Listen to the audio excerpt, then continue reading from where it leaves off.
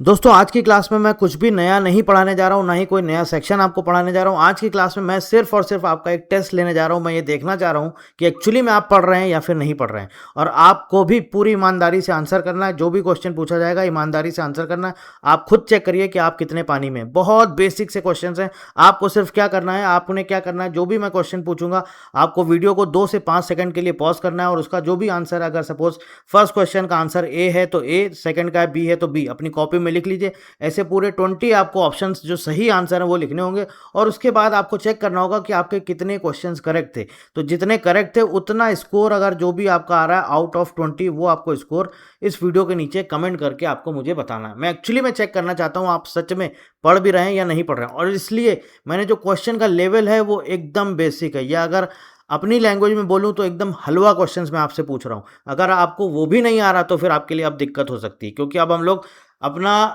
Phase जो हमारा एक तरह से समझिए पेटेंट टैक्स का जो मेन पार्ट है, अब हम लोग वहां पहुंचने वाले हैं।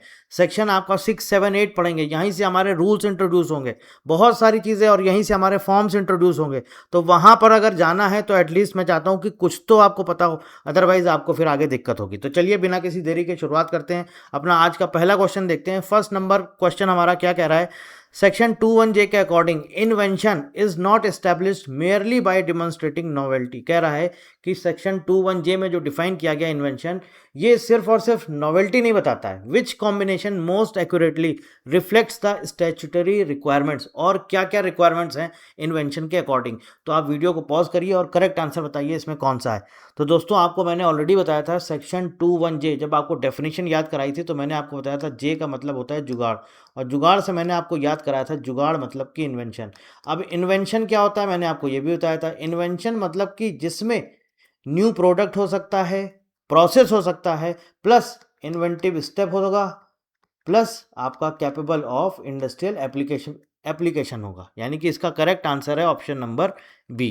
ठीक है, बहुत इजी क्वेश्चन है। नेक्स्ट क्वेश्चन पे चलते हैं, क्वेश्चन नंबर 2। क्वेश्चन नंबर 2 क्या कह रहा है। Consider the following statements concerning inventive step. अब ये आपको स्टेप्स, जो आपके स्टेटमेंट्स दिए गए हैं, ये आपको स्टेटमेंट्स पढ़ने हैं और उसके बाद आपको बताना है विच इज करेक्ट। वीडियो को पॉज कर लीजिए, पढ़ लीजिए और उसके बाद आंसर करिए, फिर आंसर बताइएगा। क्वेश्चन नंबर स्टेटमेंट 1 कह रहा है it includes technical advancement over existing knowledge, it may include economic significance, the invention must be non obvious to a person skilled in the art, commercial success is expressly a constituent element of the statutory definition. तो इसमें से कौन सा correct है, कौन सा सही है। तो आप देख सकते हैं, आप अगर स्टेटमेंट पढ़ेंगे तो आप ये बोल सकते हैं कि इसमें से तीनों के तीनों, हमारे जो स्टार्टिंग के स्टेटमेंट है, ये तीनों सही है। इन्वेंटिव स्टेप मैंने आपको क्या क्या चीज़ें बताई थी, मैंने आपको बताया था इसमें टेक्निकल एडवांसमेंट होगा, इसका अपना इकोनॉमिक सिग्निफिकेंस होना चाहिए, और जो भी person skilled in that art है उसके लिए ये इन्वेंशन नॉन ऑब्वियस होना चाहिए। ऑब्वियस नहीं होना चाहिए, ऑब्वियस मतलब जो इजीली समझ में आ जाए, नॉन ऑब्वियस होना चाहिए। तो इसका करेक्ट आंसर है option number option number B, 1, 2 and 3 only. Option number B, 1, 2 and 3 only. इसके बाद इसका भी मैं लिख दे रहा हूँ ऑप्शन नंबर बी। ठीक है, क्वेश्चन नंबर 3 देखते हैं। विच of the following best distinguishes invention from new invention. अब आपको मैंने ये भी बताया था कि आपको याद है डेफिनेशन कहाँ पे बताई थी, सेक्शन 21J में मैंने आपको बताया था इन्वेंशन। 21JA इन्वेंटिव स्टेप, जुगाड़ का अगला स्टेप, फिर उसके बाद 21L क्या बताया था, न्यू इन्वेंशन। ठीक है, याद आया आपको। अब दोनों में डिफरेंस क्या है, इन्वेंशन और न्यू इन्वेंशन में। देखिए इन्होंने क्या पूछा है, यही हमें बताना है। New invention is concerned primarily with novelty against prior art, whereas invention incorporates inventive step and industrial applicability। यही इसका करेक्ट आंसर है ऑप्शन नंबर ए।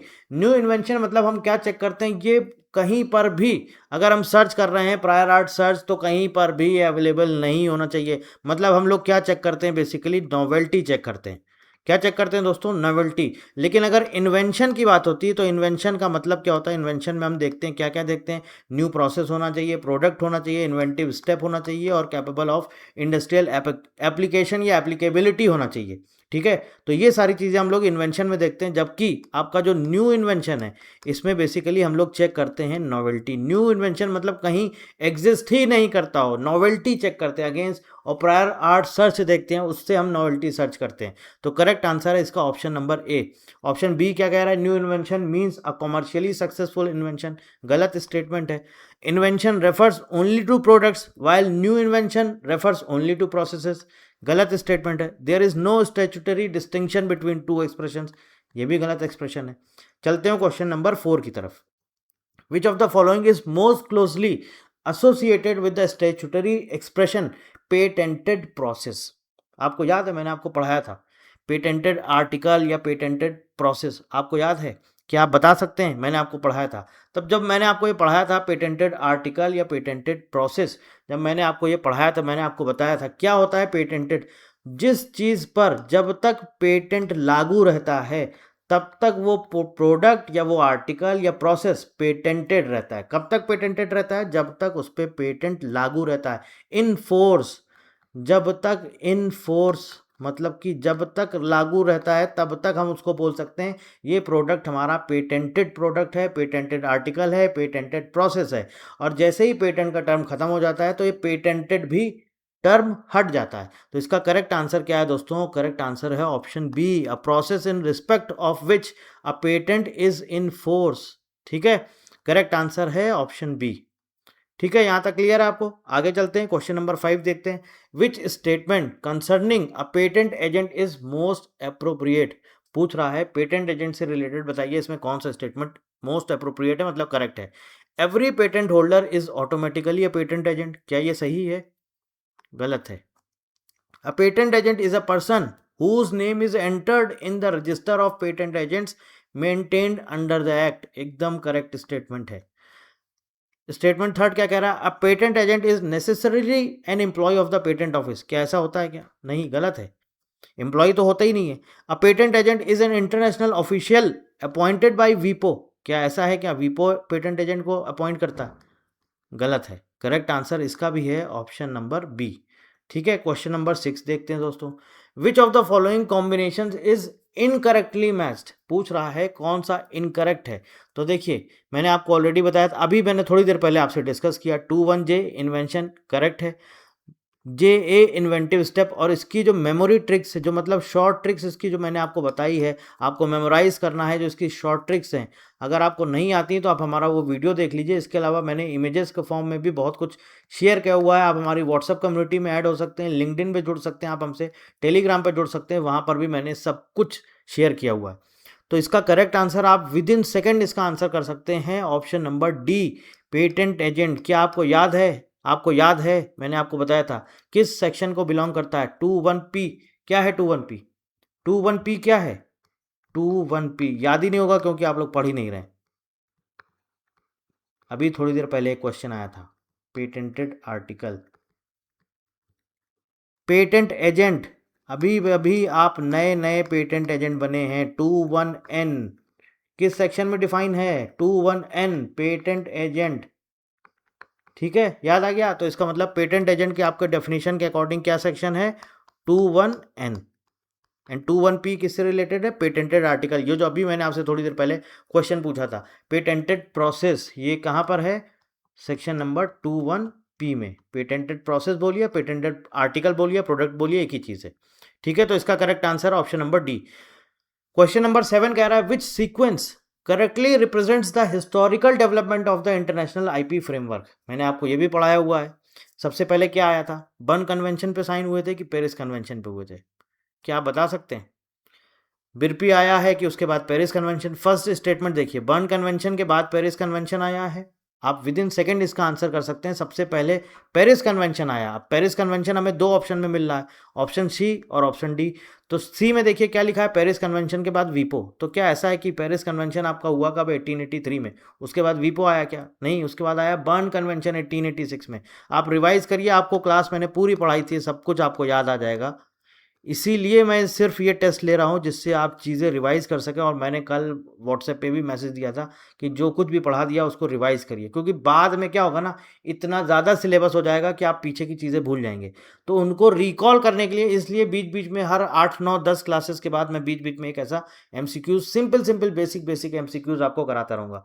जब ये हमारा पूरा पेटेंट्स एक्ट और डिज़ाइन एक्ट कंप्लीट हो जाएगा, जब ड्राफ्टिंग की तरफ चलेंगे, तब उसके साथ साथ हम लोग पीवाईक्यूज भी लेके चलेंगे। और कुछ कुछ अभी आगे आने वाले लेक्चर्स में मैं आपको पीवाईक्यूज भी साथ में करवाऊंगा, क्योंकि अभी तक तो ये बहुत बेसिक्स थे हमारे सेक्शन 1 2 3 4। अब आगे हमारा एक्चुअल पार्ट स्टार्ट होने वाला है सेक्शन 6 7 8 9 10 11। यहाँ से एक्चुअली में हमारा स्टार्ट होगा, तब वहाँ पर मैं आपको सारे पीवाईक्यूज वगैरह सब सॉल्व करवाऊंगा। ठीक है, तो ये हो गया हमारा क्वेश्चन नंबर 7। इसका करेक्ट आंसर, इसका मतलब क्या है, ऑप्शन नंबर डी। बिरपी को बाद में किसने रिप्लेस किया था, विपो ने ही रिप्लेस किया था। ठीक है, चलिए क्वेश्चन नंबर 8 बोल रहा है which of the following is most accurate distinction between Paris convention and burn convention. अब ये भी आपको पता है, पेरिस कन्वेंशन किसके लिए था, याद है क्या आपको, इंडस्ट्रियल प्रॉपर्टी। बर्न कन्वेंशन किसके लिए था, कॉपीराइट। ठीक है, याद आया, literature work. Paris concerns copyright गलत है। Paris principally concerns industrial property, whereas Berne principally concerns literary and artistic work. Correct है, ऑप्शन बी करेक्ट है। इसका करेक्ट आंसर है ऑप्शन नंबर बी। ठीक है, यहाँ पर क्या लिखा हुआ है, both are exclusively patent treaties, गलत है, पेटेंट की ट्रीटी नहीं है। बोथ आर WTO एग्रीमेंट्स, ये भी गलत है। ठीक है, question number 9, an Indian applicant files an application and subsequently files corresponding applications in other convention countries while claiming the benefit of first filing date, which principle is being invoked। कौन सा principal है ये, क्या आपको याद है जब मैंने आपको कन्वेंशन पढ़ाए थे, पेरिस कन्वेंशन और आपका बर्न कन्वेंशन, तो मैंने आपको वहाँ पे 2 3 कुछ ऐसे इंपॉर्टेंट आपको चीज़ें बताई थी, प्रिंसिपल्स बताए थे कुछ, क्या आपको याद है, कौन कौन से प्रिंसिपल्स बताए थे, याद है आपको। Number 1 national treatment, number 1 national treatment. बात करते हैं सबसे पहले पेरिस कन्वेंशन की। ठीक है, पेरिस कन्वेंशन में मैंने आपको 3 प्रिंसिपल बताए थे, पूरा डिटेल में पढ़ाया हुआ है। नेशनल ट्रीटमेंट, इसके बाद आपको क्या बताया था, right of priority, right of priority, और एक और बताया था, वो क्या था, independent of patents, independent of patents. अब ये क्या है, एक बार वापस से रिकॉल कर लेते हैं जल्दी जल्दी। देखिए, इंडिपेंडेंट ऑफ पेटेंट्स मतलब कि जो आप पेरिस कन्वेंशन के थ्रू अगर पेटेंट फाइल करते हैं तो आपका जो पेटेंट, सपोज ऐसा नहीं होगा कि एक कंट्री में रिजेक्ट हो गया तो दूसरी जगह भी रिजेक्ट हो जाएगा। ये हो सकता है कि एक कंट्री में अगर रिजेक्ट हो गया है तो दूसरी जगह आपको पेटेंट ग्रांट हो जाएगा, इसीलिए इसको बोला जाता है इंडिपेंडेंट ऑफ पेटेंट्स। कहीं पर डिपेंडेंट नहीं है कि एक कंट्री में रिजेक्ट हुआ तो सब जगह रिजेक्ट हो गया, ऐसा नहीं, इंडिपेंडेंट। राइट ऑफ प्रायोरिटी, जहां पर आप पहले फाइल कर देते हैं आपको प्रायोरिटी डेट मिल जाती है, वही है right of priority. National treatment, national treatment मतलब कि जो अपने सिटीजन को, मतलब पेरिस कन्वेंशन हुआ, मान लीजिए कोई कंट्री, मान लीजिए यूएसए इसका मेंबर है, तो यूएसए जो अपने सिटीजन को ट्रीटमेंट करता है, ठीक है, जो अपने सिटीजन को ट्रीटमेंट करता है पेटेंट ग्रांट करने में, सेम वही ट्रीटमेंट आपको भी मिलेगा अगर आप पेरिस कन्वेंशन के थ्रू यूएसए में आप फाइल करते हैं। ठीक है, बात समझ में आ गई। तो ये 3 मेजर इंपॉर्टेंट प्रिंसिपल थे जो मैंने आपको उस टाइम पे पढ़ाए थे। तो इसका करेक्ट आंसर क्या है, while claiming the benefit of the first filing date, इसका बेनिफिट किस में मिलता है, right of priority. Correct answer है option number B, right of priority. ऐसे ही मैंने आपको बर्न कन्वेंशन भी पढ़ाया था, वहां पर भी मैंने आपको कुछ प्रिंसिपल्स बताए थे बर्न कन्वेंशन में। बर्न कन्वेंशन में मैंने आपको कौन कौन से प्रिंसिपल बताए थे, आपको क्या याद है,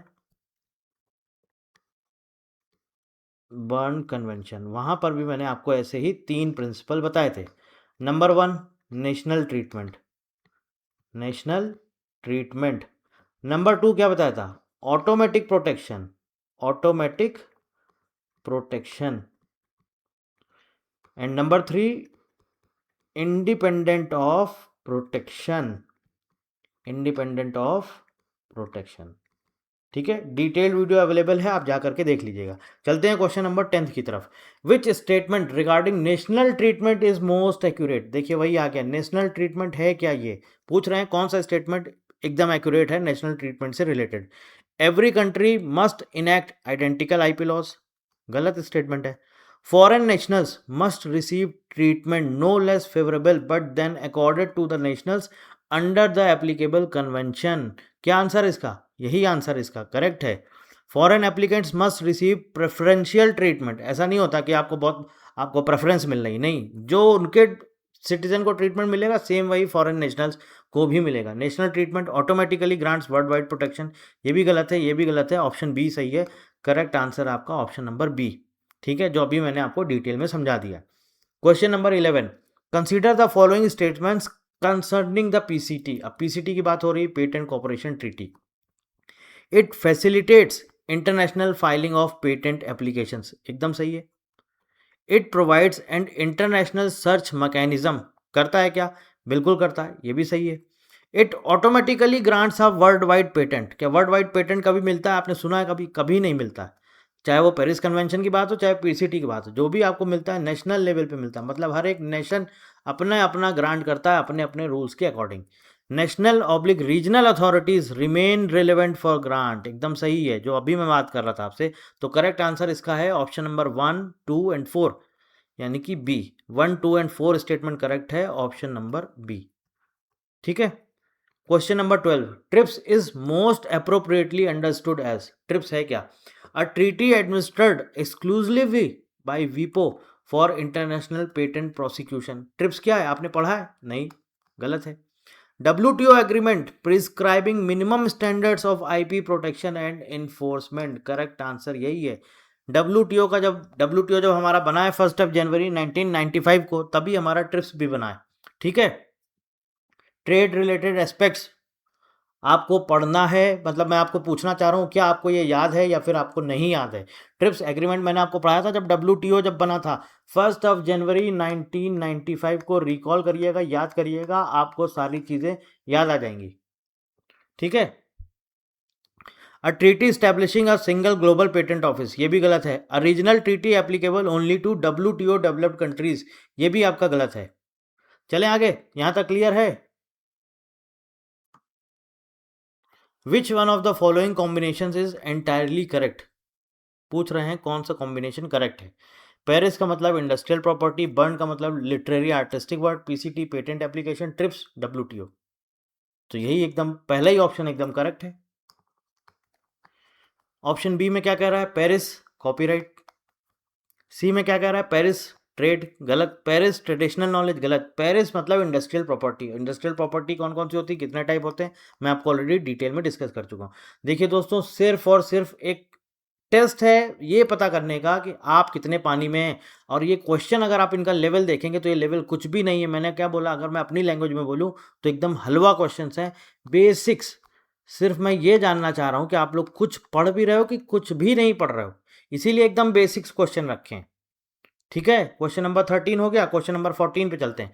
the 2005 amendment to the patents act is particularly significant because it, क्या हुआ था 2005 अमेंडमेंट में? आपको याद है? रिकॉल करिए, मैंने आपको बताया था जब पेटेंट्स एक्ट के 3 आपके अमेंडमेंट हुए थे, अभी तक 4 हो चुके हैं, 1999, 2002, 2005 एंड 2023 जन विश्वास एक्ट। मैंने आपको हर एक अमेंडमेंट में क्या क्या अमेंडमेंट हुआ है सब बताया है, ठीक है। 2005 की बात कर रहे हैं तो 2005 में सबसे मेजर अमेंडमेंट क्या हुआ था आपको याद है दोस्तों? प्रोडक्ट पेटेंट को इंट्रोड्यूस किया गया था। प्रोडक्ट पेटेंट को इंट्रोड्यूस किया गया था। क्यों इंट्रोड्यूस किया गया था? क्योंकि ट्रिप्स के नॉर्म्स के अकॉर्डिंग ट्रिप्स ने ये बोला था जो भी कंट्रीज हैं इनको सबको प्रोडक्ट पेटेंट देना ही पड़ेगा। तो भारत में पहले प्रोसेस पेटेंट लागू था, तो उन्होंने प्रोसेस पेटेंट को एबॉलिश किया, प्रोसेस पेटेंट को एबॉलिश किया, हटाया, और इंट्रोड्यूस किसको किया? प्रोडक्ट पेटेंट को। प्रोडक्ट पेटेंट को इंट्रोड्यूस किया, और कई बार क्या हुआ, प्रोडक्ट पेटेंट इंट्रोड्यूस करने के बाद जो फॉरेन कंपनीज थी उनकी एक तरह से मोनोपोली चलने लगी थी, इसीलिए यहाँ पर आपको याद होगा मैंने आपको बताया था सेक्शन 3D भी इंट्रोड्यूस किया गया है। सेक्शन 3D यहाँ पर रोका, यहाँ पर इंट्रोड्यूस किया गया है। सबसे इंपॉर्टेंट अमेंडमेंट था 2005 का, introduce the patent product patent regime in all fields of technology in accordings with India's TRIPS obligations, ठीक है। तो करेक्ट आंसर है इसका option number B, product patent को इंट्रोड्यूस किया गया है। एबॉलिश प्रोडक्ट पेटेंट्स, गलत है, इंट्रोड्यूस किया गया, हटाया थोड़ी गया। एबॉलिस्ड फार्मास्यूटिकल पेटेंट्स, ये भी गलत है। इंट्रोड्यूस द प्रोसेस पेटेंट, अरे इसको एबॉलिश किया गया है। प्रोसेस पेटेंट को एबॉलिश किया गया, इसको हटाया गया है और प्रोडक्ट पेटेंट को इंट्रोड्यूस किया गया। ठीक है, इसके पहले प्रोसेस पेटेंट ही था। पूरी आप हिस्ट्री पढ़ लीजिएगा जाके, मैंने पूरा डिटेल में पढ़ाया है, वहां पर आपको समझ में आ जाएगा। क्वेश्चन नंबर 15 कह रहा है an invention claims a machine allegedly capable of producing continuous output without any corresponding input which statutory exclusion is most directly attracted. तो देखिए क्या बोल रहे हैं कि एक ऐसा इन्वेंशन है जो ये बता रहा है कि एक मशीन है जो कि कंटिन्यूस आउटपुट दे रही है लेकिन उसमें कोई किसी तरह का इनपुट नहीं दिया जा रहा है। ऐसी कौन सी मशीन हो सकती है जो विदाउट इनपुट, बिना किसी चीज़ के आपको आउटपुट दे सकती है कोई ऐसी चीज़? कोई चीज़ नहीं है। मतलब ये हमारा जो इन्वेंशन है ये कैसा है? एब्सर्ड। एब्सर्ड मतलब बेकार, मतलब फ्रिवलस। अब आपको याद आ गया होगा जो मैंने आपको लास्ट क्लास में बताया था, किससे रिलेटेड है? Section 3A। यही इसका करेक्ट आंसर है, option number A, section 3A।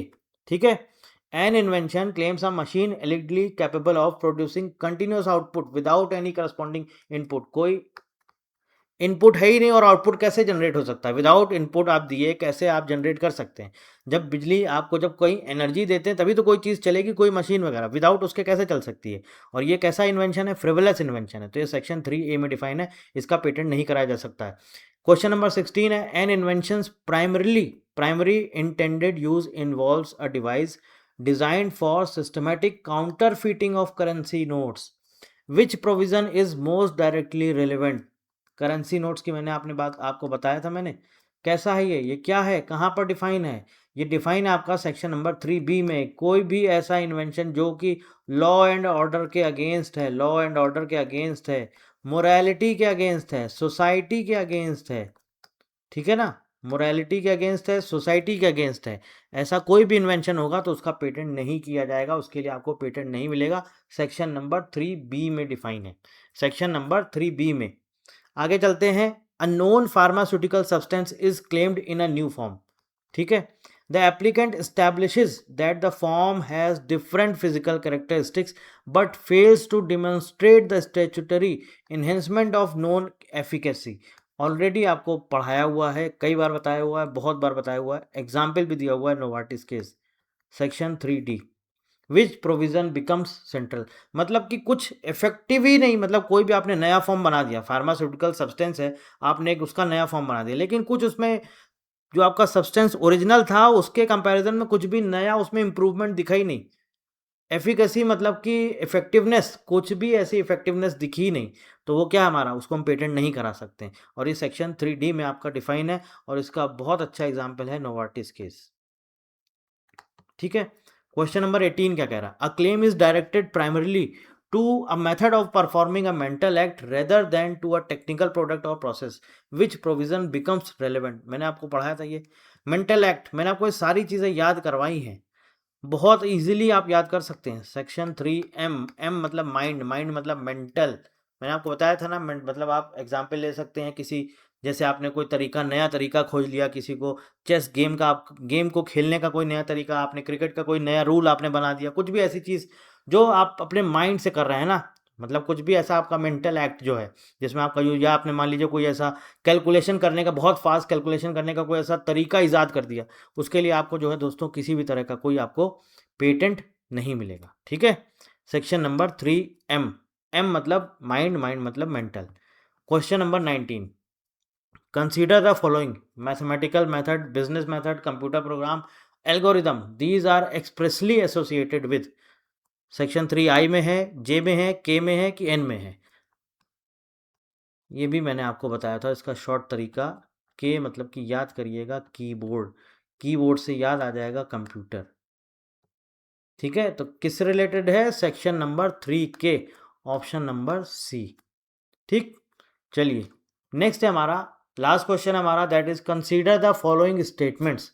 Statement आपको पढ़ने हैं और नीचे आंसर करना है which of the statements are correct. The definition of invention requires inventive step, बिल्कुल सही है।